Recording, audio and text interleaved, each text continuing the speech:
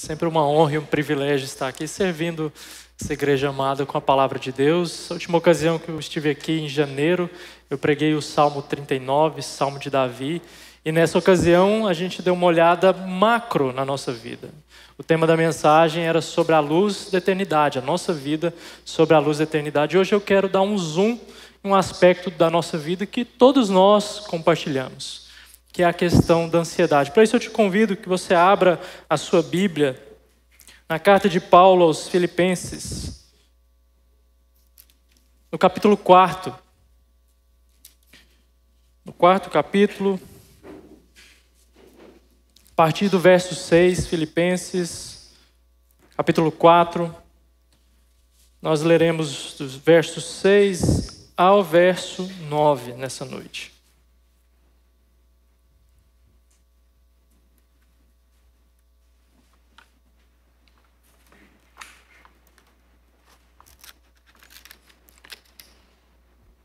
Diz assim a palavra de Deus, Filipenses capítulo 4, a partir do verso 6 até o verso 9. Não andeis ansiosos de coisa alguma. Em tudo, porém, sejam conhecidas diante de Deus as vossas petições, pela oração e pela súplica e com ações de graças. E a paz de Deus, que excede todo entendimento, guardará o vosso coração e a vossa mente em Cristo Jesus. Finalmente, irmãos, tudo o que é verdadeiro, tudo o que é respeitável, tudo o que é justo, tudo o que é puro, tudo o que é amável, tudo o que é de boa fama, se alguma virtude há, se algum louvor existe, seja isso o que ocupe o vosso pensamento. O que também aprendestes e recebestes e ouvistes e vistes em mim, isso praticai, e o Deus da paz será convosco. Vamos orar mais uma vez?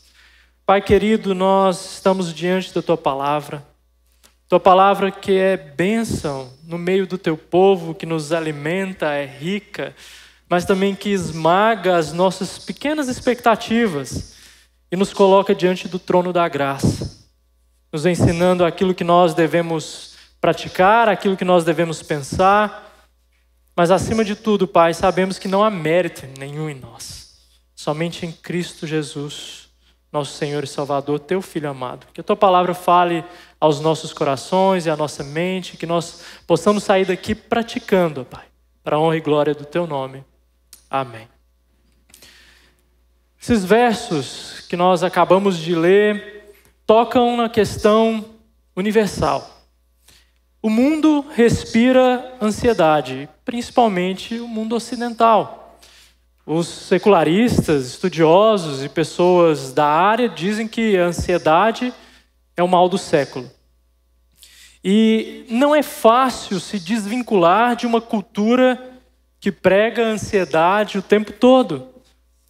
Primeiro porque nos coloca a ideia de que nós temos o controle sobre as circunstâncias e as situações. Nos coloca a ideia de que nós podemos tomar tudo pelas rédeas, fazer acontecer, afinal você tem o controle. É a cultura do just do it, da famosa marca Nike. E essas expectativas que são colocadas sobre nós, de que nós exercemos algum controle, hora ou outra vão acabar culminando em ansiedade. E o mundo real, ele não se presta à positividade forçada. Não adianta nós pensarmos que não, tudo bem, eu tenho controle, vou pensar positivo, as coisas vão acontecer. Hora ou outra você vai se ver numa situação de ansiedade, porque nós somos cercados por ela o tempo todo. Uma pesquisa encomendada pela OMS diz que ansiedade foi o termo mais buscado nos últimos anos. No primeiro ano de pandemia, no ano de 2020, 25% na prevalência global de ansiedade e depressão foram registrados no mundo, um aumento de 25%. Mas talvez você pense, não, isso é só por uma situação talvez inédita na história, uma doença nesse tempo de modernidade. Mas uma pesquisa anterior ao tempo de pandemia, aos anos de pandemia, diz que 86% dos brasileiros sofrem de algum transtorno da mente ligado à ansiedade e à depressão. É um número assustador. 86% dos brasileiros. Mas e nós? Nós, cristãos, que cremos num Deus soberano, que cremos num Deus que tem o controle sobre a história. Será que, por causa de um rótulo, nós somos eximidos dessa estatística? Será que nós não passamos por ansiedade e questões ligadas à preocupação, ao temor com a vida? Uma pesquisa da Universidade de Toronto diz que acreditar em Deus reduz ou zera a nossa ansiedade. Mas e o meu e o seu testemunho? Quando nós somos colocados à prova diante daquilo que nós vivemos, da nossa prática no nosso dia a dia, daquilo que nós pensamos, daquilo que nós respiramos, daquilo que nós ecoamos para os nossos familiares, no nosso ambiente de trabalho, como que será que as pessoas enxergam o nosso coração, a nossa postura, especialmente ligado a essas questões? Qual é o meu e o seu testemunho? E é isso que eu quero tratar nessa noite com os irmãos, olhando para a palavra de Deus, a respeito do que o apóstolo Paulo nos deixou de como vencer a ansiedade. Não pela minha e a sua força, mas pela força do nosso Deus. Como que nós nos portamos diante disso e quando a ansiedade bate às portas do nosso coração, como que nós respondemos? É isso que eu quero ver com vocês nessa noite. A carta de Filipenses se dá num contexto de turbulência. O apóstolo Paulo, escrevendo a essa igreja amada, plantada na sua segunda viagem missionária, o registro está lá no livro de Atos, no capítulo 16, depois você pode dar uma olhada. É uma igreja plantada em circunstâncias temerárias, de turbulência. Vocês devem se lembrar que Paulo, junto a Silas, na cidade de Filipos, eles foram presos e açoitados. Mas mesmo assim, apesar dessa circunstância e dessa situação, o que eles faziam por volta de meia-noite, quando estavam experimentando do cárcere? Eles louvavam ao Senhor. Oravam e louvavam ao Senhor. Então o apóstolo Paulo, ele sabe, por toda a sua trajetória de vida, especialmente na sua conversão, o que é uma vida atribulada. Uma vida em que as circunstâncias parecem plantar ansiedade, plantar temor, plantar desespero da própria vida. O apóstolo Paulo sabe. E aqui nessa carta, ao longo dos 4 capítulos, ele diz como um homem que encontrou contentamento em Deus para qualquer situação. É por isso que eu quero olhar para você nessa noite, pensando na minha e na sua situação de vida. Eu não sei como você entrou aqui nessa noite, mas eu sei que a ansiedade bate às portas do seu coração. Não é diferente, as circunstâncias são diferentes do apóstolo Paulo, mas não é diferente daquilo que cada um de nós experimentamos nas nossas vidas. Nós passamos por essas situações. Então Paulo, ele escreve aos irmãos em Filipos, preso em Roma, esperando o julgamento. E esse era um julgamento que ele corria um real perigo, ele podia morrer a qualquer instante. E mesmo assim ele fala, alegrai-vos. Outra vez ele fala, alegrai-vos. Paulo dá o tom dessa carta, que é a alegria e o contentamento. Eu quero que você saia daqui dessa noite com esse coração aquecido pela palavra de Deus. Apesar que hoje está um tempinho frio, né? Mas eu quero que você saia daqui aquecido pela provisão que Deus nos dá mediante a sua palavra. Mediante essa exortação de que nós temos de nos alegrarmos, apesar das circunstâncias, seja ela qual for, na minha e na sua vida. Paulo ensina o contentamento, ele ensina essa paz interior. O Deus da paz nos dando a sua paz. E repare que não é a paz pela paz, mas tem a ver com esse relacionamento entre esse Deus soberano e nós, pecadores redimidos. É isso que nós vamos tratar nessa noite. Então você pode passar por um turbilhão de emoções. As coisas podem agitar e remoer no seu coração. Mas eu quero que você entenda que há uma verdadeira alegria para nós que servimos ao Senhor. E ela pode brotar até mesmo nos dias mais angustiantes da nossa vida. Então você me pergunta, o que eu tenho que fazer? Como que eu experimento dessa paz, desse sossego que é trazido pela palavra de Deus? Qual que é o meu papel nisso? Como que eu alcanço? E eu quero te mostrar nessa noite que vencer a ansiedade é mais uma questão de se alegrar naquele que venceu o mundo do que um checklist terapêutico. Então o tema é muito simples, vencendo a ansiedade, e a divisão do texto também é simples. Nós temos uma ordenança, seguido de 3 coisas pelas quais nós devemos fazer. Atreladas a essas 3 coisas, nós temos 2 promessas. Então essa é a divisão do nosso texto, e nós vamos caminhar parte a parte com o apóstolo Paulo aqui nessa noite. Vamos ver primeiro então essa ordenança, no verso 6. Não andeis ansiosos de coisa alguma. Não andeis ansiosos de coisa alguma, a primeira parte desse verso.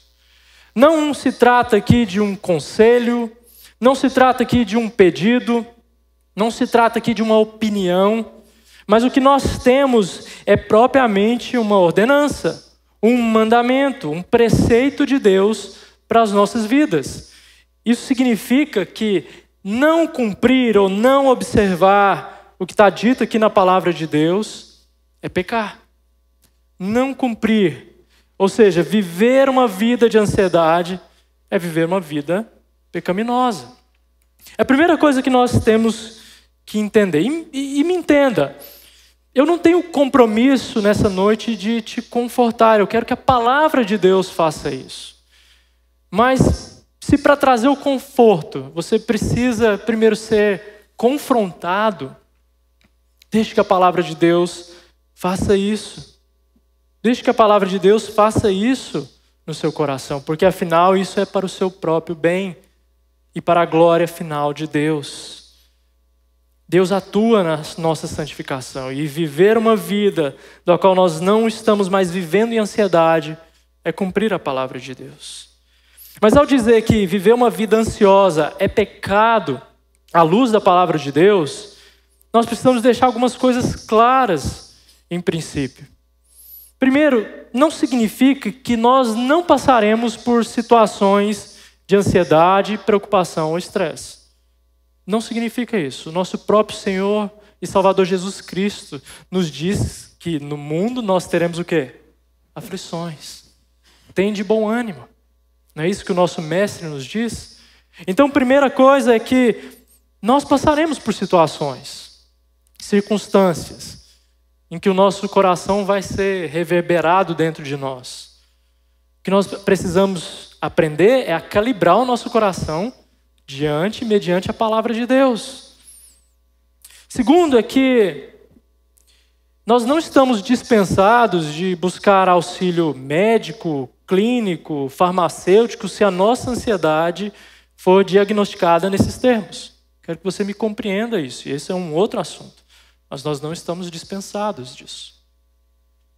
Terceiro é que andar ansioso, segundo a palavra de Deus nos diz aqui, é um estado mental contínuo.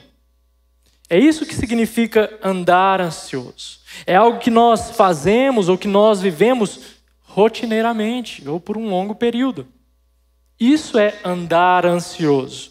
A raiz no grego, na palavra merina, ela diz sobre uma divisão.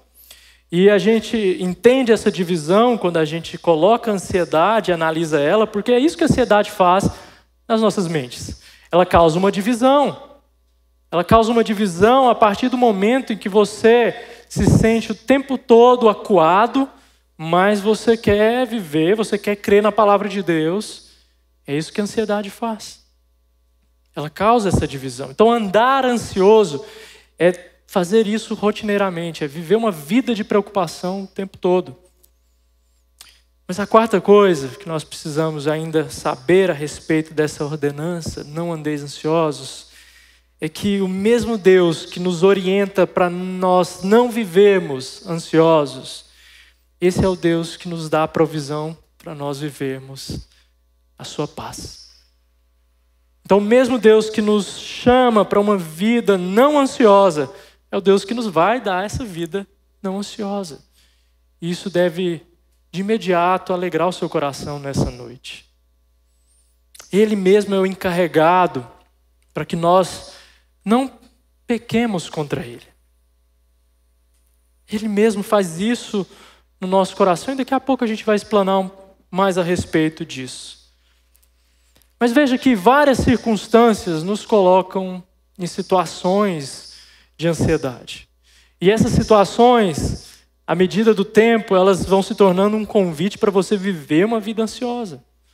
Às vezes, por um motivo financeiro, uma dívida, alguém que você tem que pagar, o boleto que está vencendo, alguma conta que não te deixa dormir, isso pode causar ansiedade. Questões de saúde, como eu disse, especialmente nesses anos de pandemia, as pesquisas revelaram isso, nos causam ansiedade. Seja em nós mesmos, a respeito da nossa saúde, ou a respeito da saúde de alguém próximo. São questões que tumultuam o nosso coração, não é mesmo? Às vezes um projeto futuro, você que é noivo, noiva e sonha se casar, está planejando, talvez aquilo cause um poço de ansiedade no seu coração. Porque as expectativas estão sendo colocadas ali. Os processos, os detalhes. São coisas que causam ansiedade. Talvez você tenha uma situação específica nessa noite que tenha te causado ansiedade.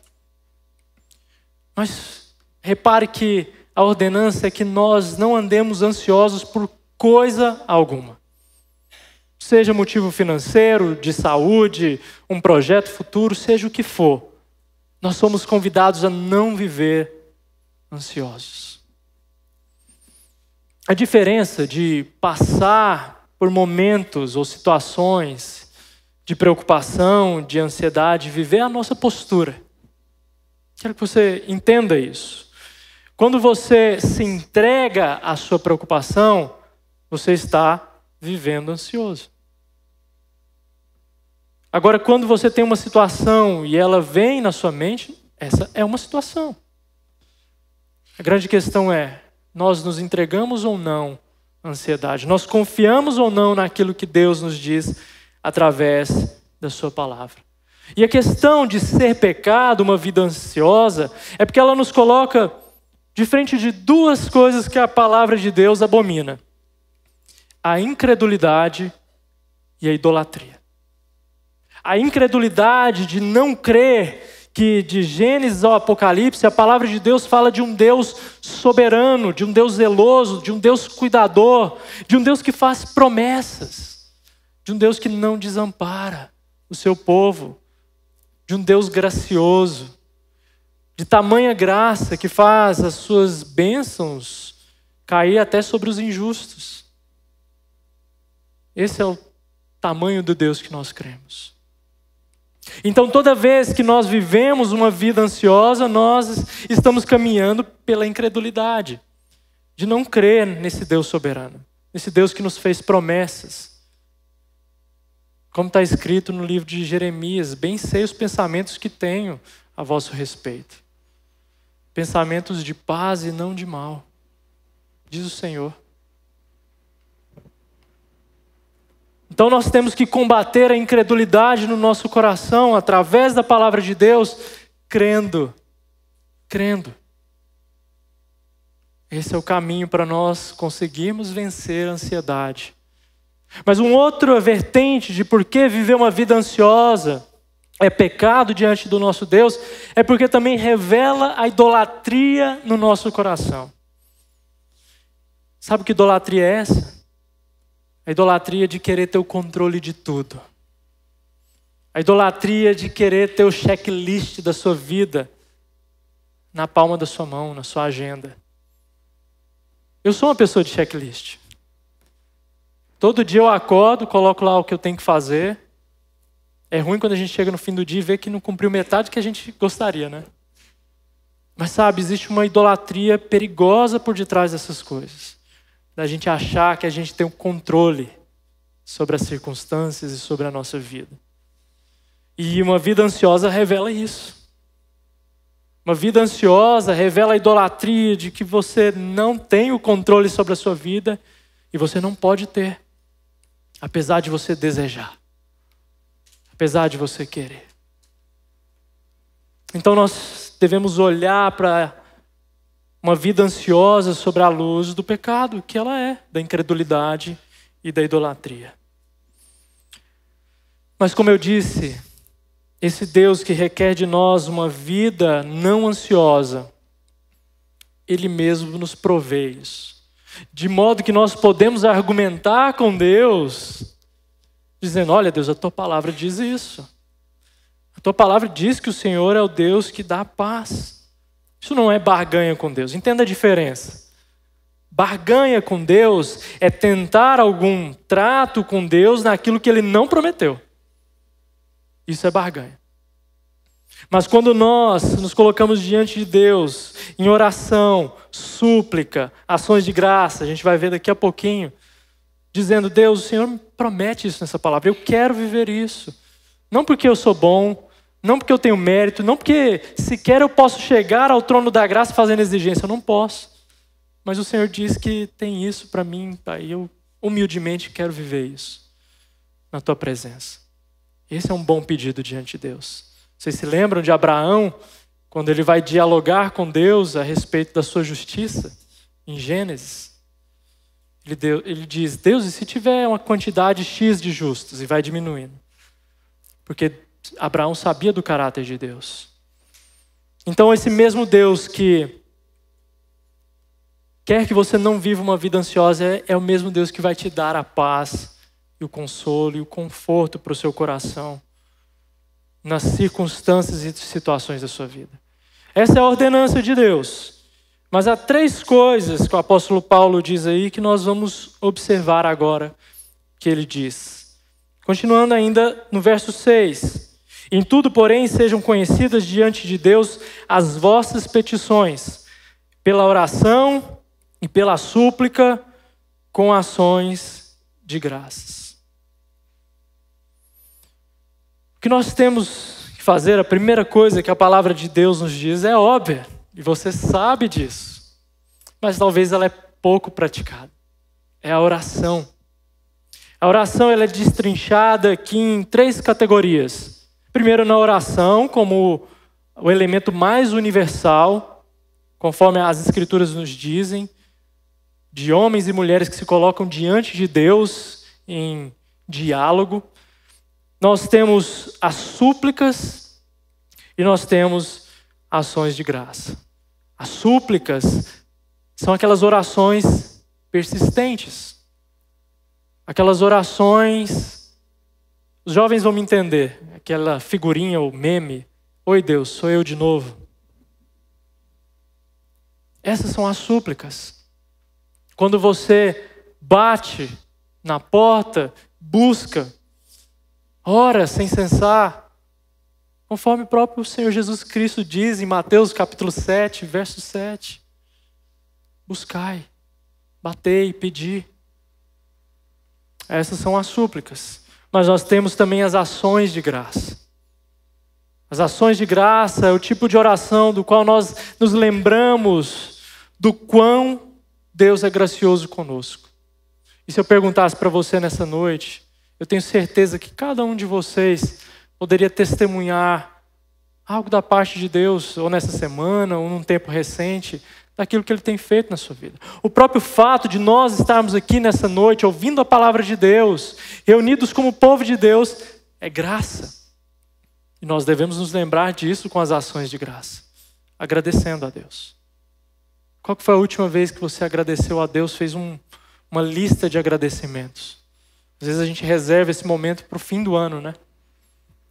Quero te convidar nessa noite, já como aplicação desse sermão, agradeça a Deus, lembre-se das benditas coisas que Deus tem feito no meio do teu povo, na sua vida, na sua família.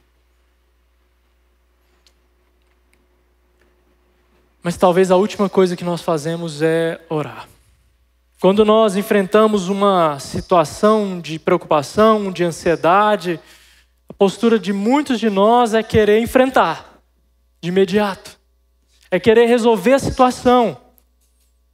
É querer tomar ela pela rédea e dizer, não, eu dou conta, eu vou dar cabo a esse problema. E a questão é que, agindo assim, a tendência é que nós nos esqueçamos de quem Deus é, do controle que Ele exerce em toda situação. Não estou dizendo que nós devemos ser passivos e não enfrentar as situações. Não é isso que a palavra de Deus, o apóstolo Paulo, está nos dizendo. Mas a questão é, quando você se esquece de orar, isso diz muito a respeito da qualidade da sua fé. Se você de fato tem crido num Deus que governa a história, num Deus que governa as situações da sua vida, num Deus que governa tudo. Nós devemos orar, e orar não é uma atitude que brota naturalmente no nosso coração na maioria das circunstâncias e circunstâncias de ansiedade. Por isso nós precisamos aprender, conforme o apóstolo Paulo diz aqui, a lançar as nossas petições, os nossos pedidos diante de Deus.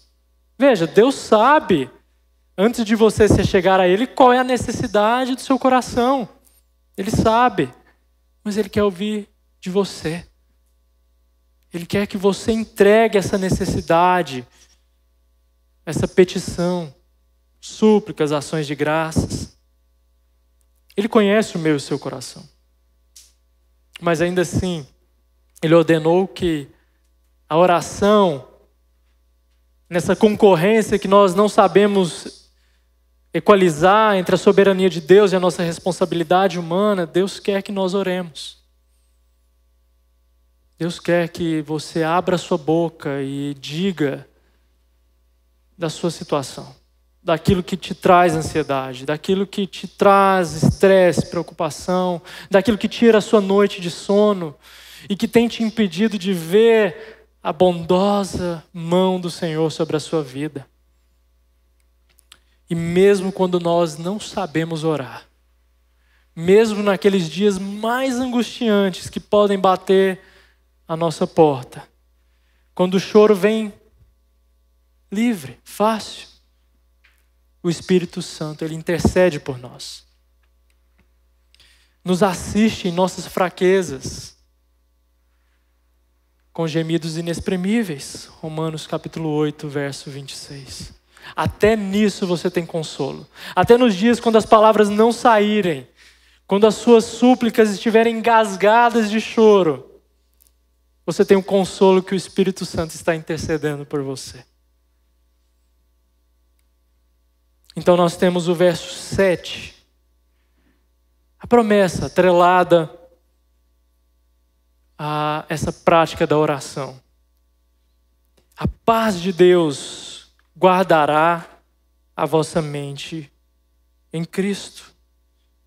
E a paz de Deus, que excede todo o entendimento, guardará o vosso coração e a vossa mente em Cristo Jesus.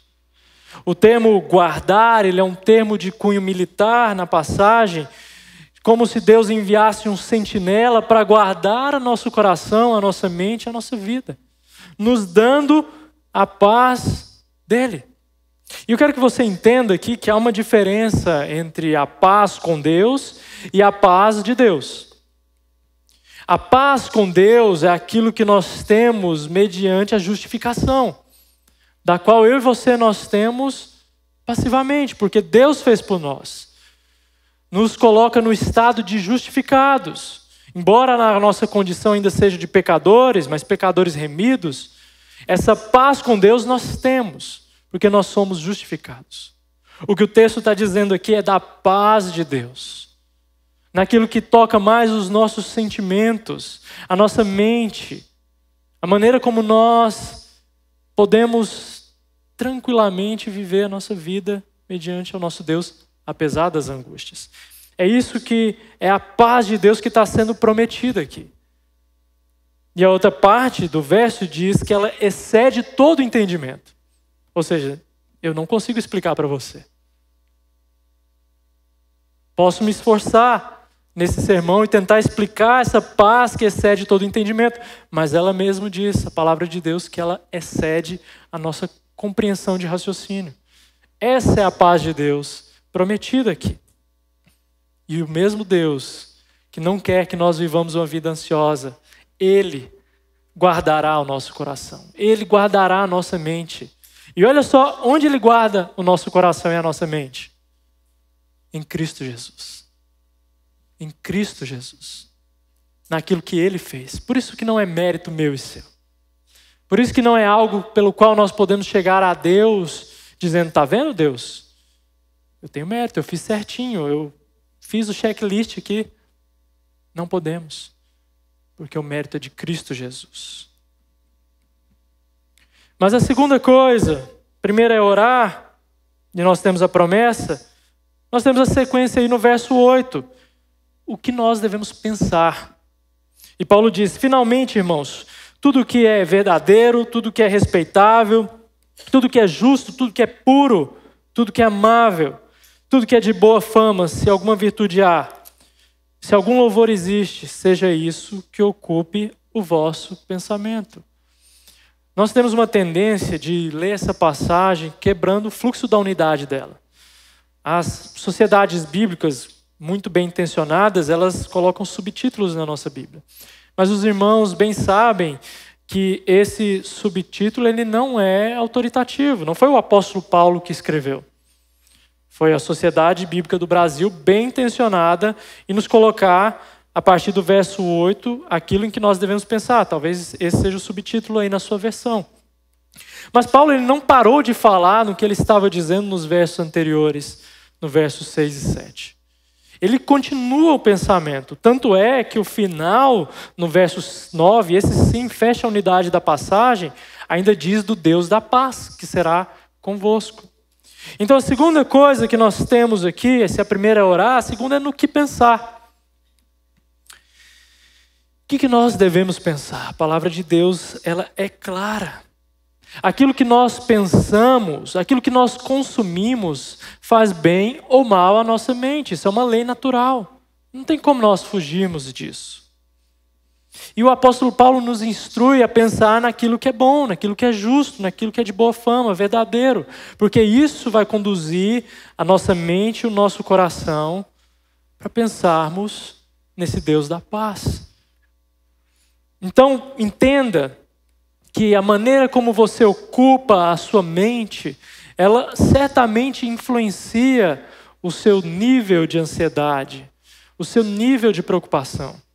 Quando eu morava com os meus pais, tinha um costume que hoje eu olho assim, vejo que coisa estranha, né? Mas sempre no final da tarde, a gente se reunia para assistir aqueles jornais de cunho policial que tem no fim da tarde. Você sabe o que eu estou falando, né? Que só tem crime, barbárie e coisas do tipo. E você termina de assistir um jornal desse, como é que você sai? Preocupadíssimo, temeroso. Porque você encheu o seu coração daquilo. Um exemplo mais fresco na nossa memória. Quando estourou a pandemia, e eu posso dar esse testemunho de mim mesmo aqui no púlpito. Eu era daquele que corria para ver todas as lives. Live de cá, live de lá, para saber o que está acontecendo, o que tem que fazer. E o consumo era tanto que no final do dia, adivinha só, estava extremamente ansioso, extremamente preocupado.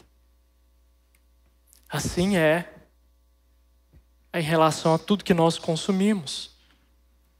Essa é uma lei natural, não conseguimos fugir disso. Por isso Paulo diz que nós devemos guardar a nossa mente pensando naquilo que é bom, naquilo que é justo, tem boa fama, é amável. Trocando em entrelinhas, nós devemos pensar na palavra de Deus. Nós devemos ocupar a nossa mente daquilo que é bom da parte de Deus.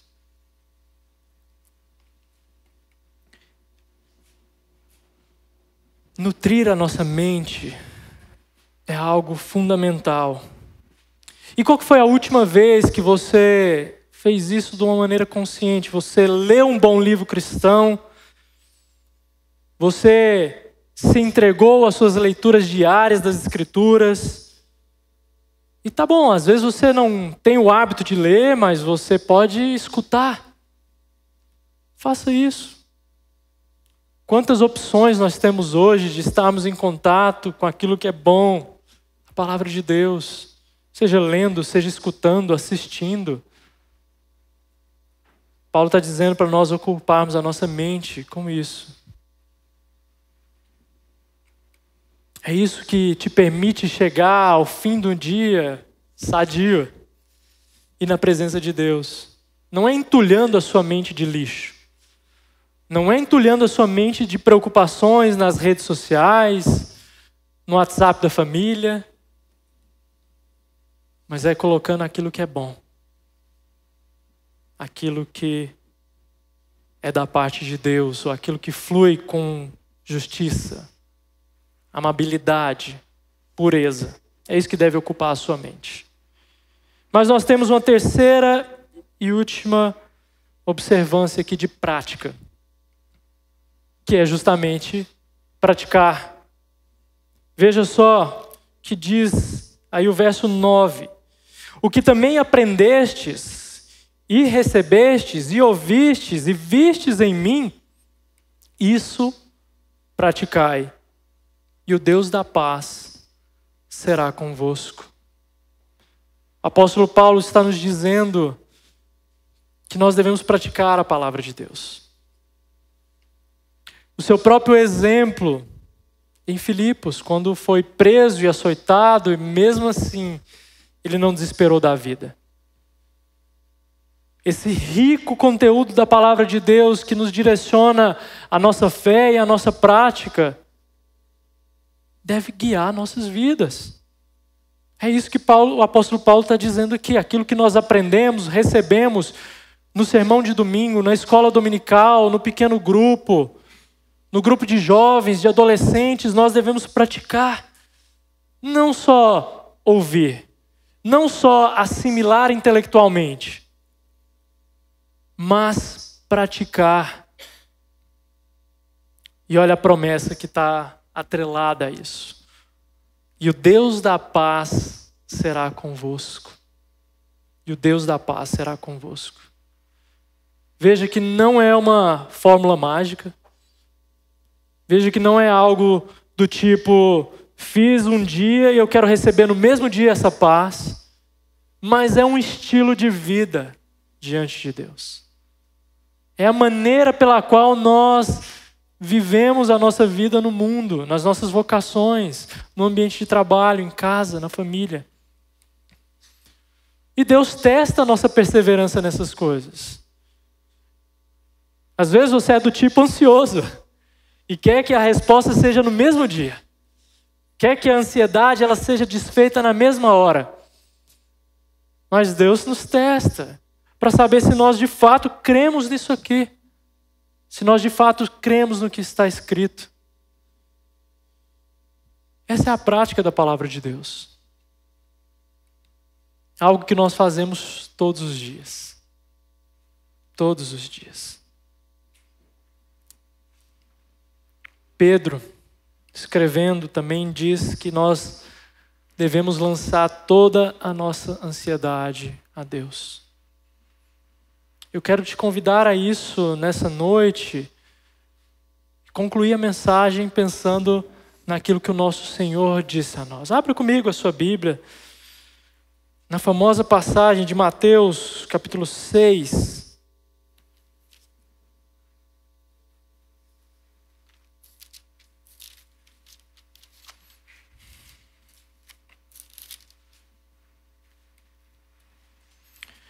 A partir do verso 25.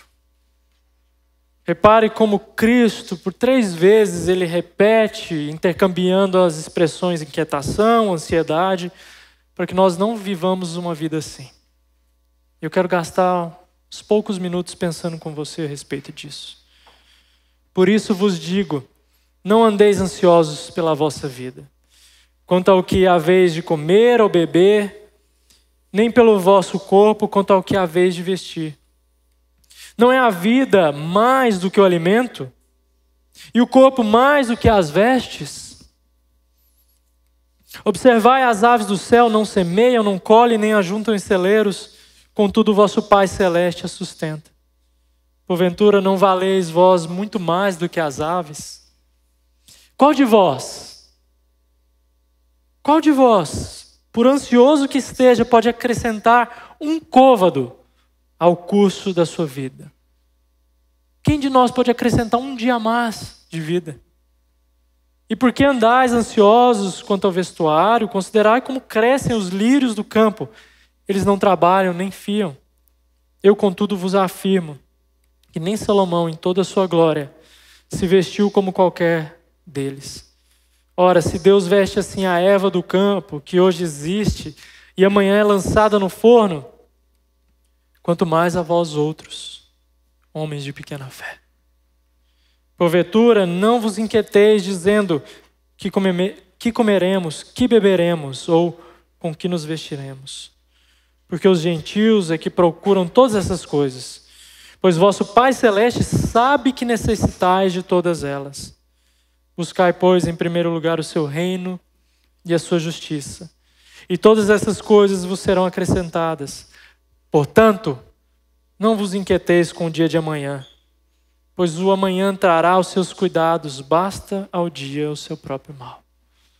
Jesus toca naquilo que é simples e naquilo que é a preocupação imediata de qualquer ser humano.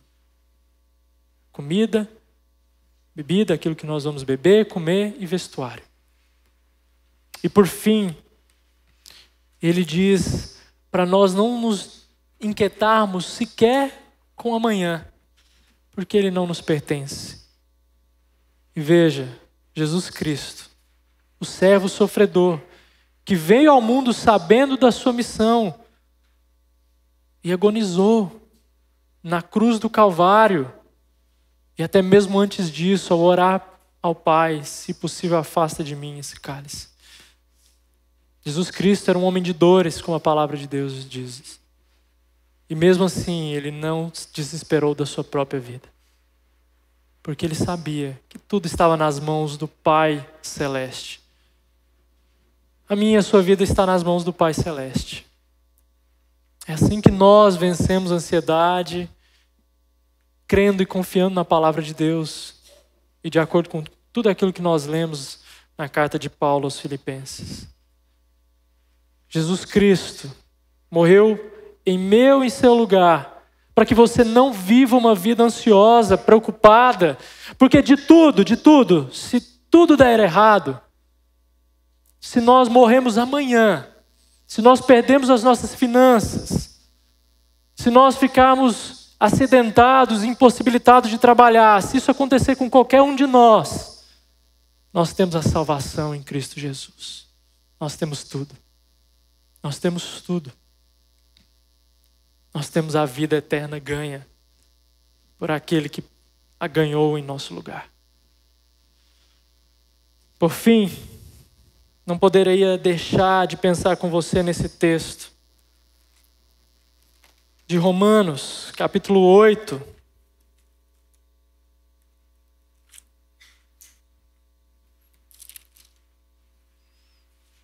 Verso 31 em diante. E eu quero encerrar aqui.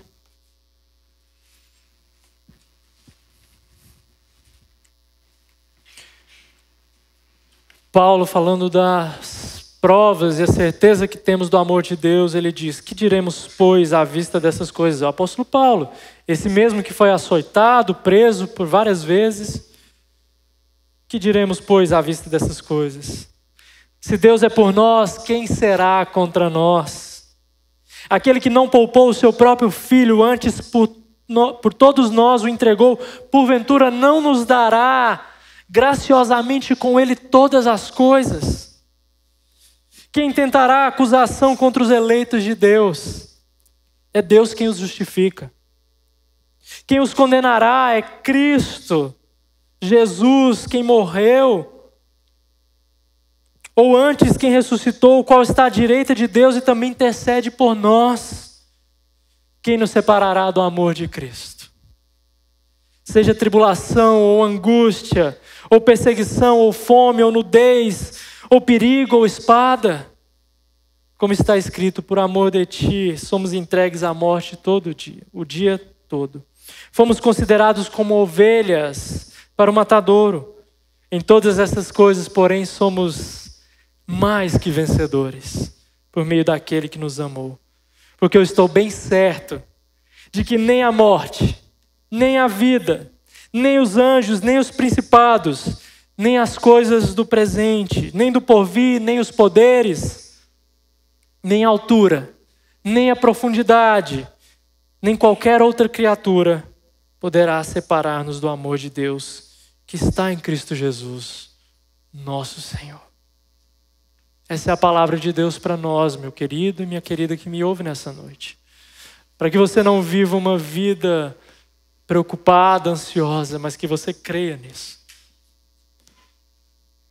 Quero deixar 3 rápidas aplicações para orarmos e encerrarmos. Quer ver um exercício muito simples para você começar a exercer as ações de graça no seu dia? E começar a experimentar desse Deus da paz, que é melhor do que a paz de Deus, mas o Deus da paz? Ore com gratidão pelo alimento que você tem na sua mesa. Eu sei que muitos de vocês fazem isso, mas faça pensando agora na provisão de Deus que te sustenta. E isso vai ser um alento para você não viver uma vida ansiosa. E se você não tem essa prática de orar pelo seu alimento, comece a orar. Simples. Rápido. Mas comece a experimentar dessa preciosidade no seu coração. Segundo, o apóstolo Paulo nos diz para pensarmos em coisas boas. Saia daqui decidido a ler um bom livro cristão. Saia daqui decidido a isso. Você tem as escrituras e eu espero que você leia todos os dias, mas saia daqui também pensando, eu quero ler algo que me edifique. Ao invés de eu gastar tanto tempo com tantas outras coisas, eu vou ler um bom livro cristão. Faça isso. Pratique a palavra de Deus todos os dias. Pratique. Não há mérito em você, mas eu e você somos chamados a praticá-la. Vamos orar.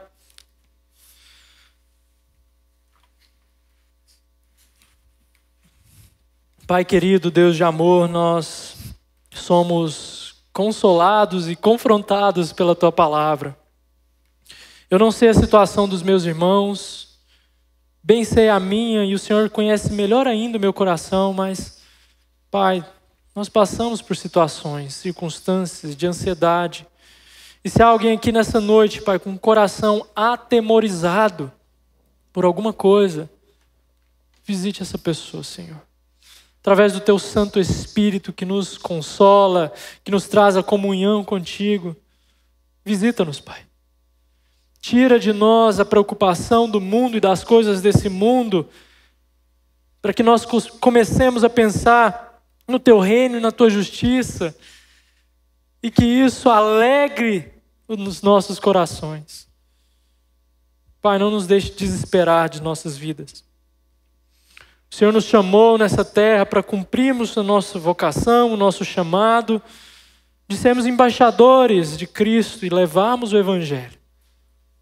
As pessoas olham para nós, as pessoas olham para o nosso testemunho, e Pai, nós queremos que elas encontrem essa paz de Deus, essa paz que excede todo o entendimento.